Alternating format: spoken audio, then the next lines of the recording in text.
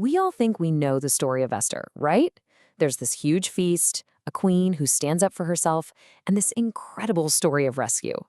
But, don't let all that glamour and spectacle fool you, because hiding behind this absolutely massive party is something else, something way more calculated and honestly, a little dark.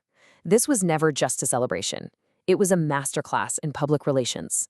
So, the whole story kicks off with a feast that lasts for 180 days.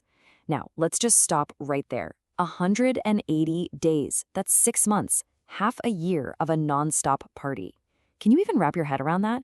The sheer scale of it, the extravagance, it's almost impossible to even picture. And that right there is the big question we're diving into. Why? Why on earth would any ruler pour that much time, that much money, that many resources into one single event? Well, the answer is, this was no ordinary party. Not by a long shot. This was a political strategy, planned out to the tiniest detail. To really solve this mystery, first we've got to understand the man who threw the party. Who was this guy, King Ahasuerus? Because who he was, that's the key to unlocking this whole thing. Here's the thing about Ahasuerus. He wasn't like most kings you read about. He wasn't born into it. He didn't inherit the throne from his dad. No, he seized power. And because he didn't have that legitimate royal bloodline, he was walking around with this deep, massive insecurity that basically drove every single thing he did. And this is where it gets really interesting. The original text actually gives us this brilliant little clue in the language it uses, a subtle hint that totally reveals the king's state of mind. See, the text doesn't always just call him King Ahasuerus. Sometimes it uses a very different phrase. Ahasuerus, the one who is reigning. Now, that might sound like the same thing, but it's not. The one who is reigning isn't a title. It's a verb. It's an action. It tells you he's still in the process of making himself king. He's not resting easy on a throne he was given. He's actively fighting to hold on to it.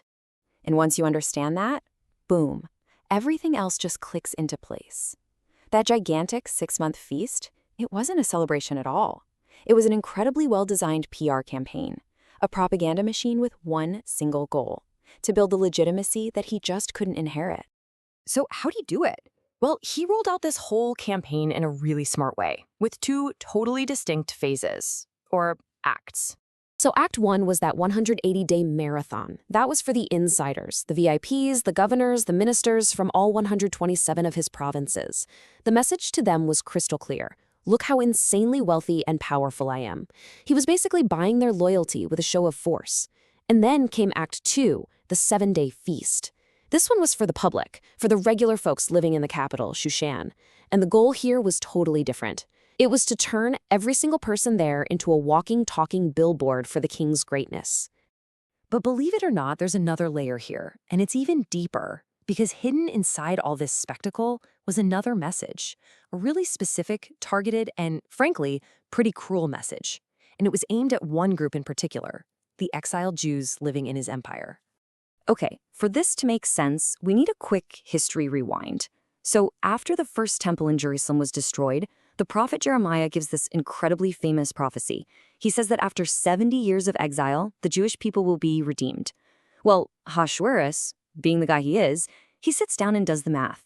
He figures out that, by his count, the 70 years are up. And he looks around and sees nothing. The temple isn't rebuilt. So what's his conclusion? The prophecy failed.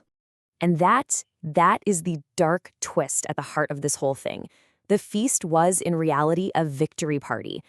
Ahasuerus was celebrating the death of Jewish hope. He was sending a message loud and clear. Your God has abandoned you. Your hope for redemption is over. I'm your master now.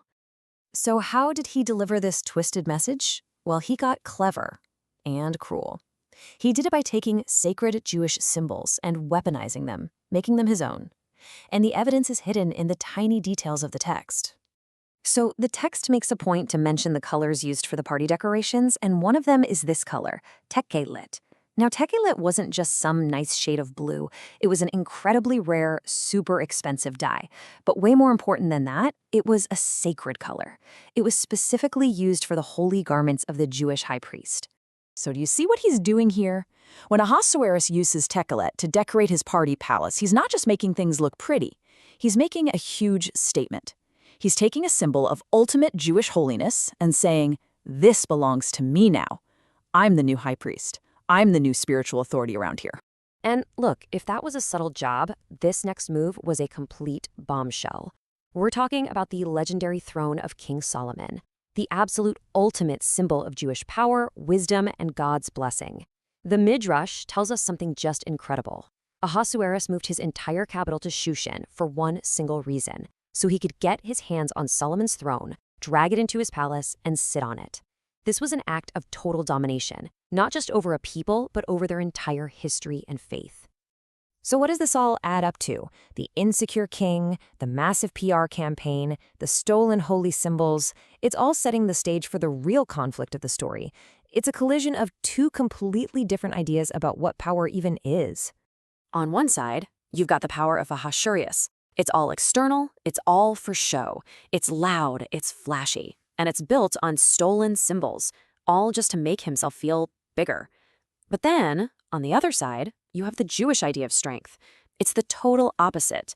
It's internal, it's authentic, it's quiet, and it's based on your character and your actions. Its goal isn't to build up yourself, but to lift up your entire community.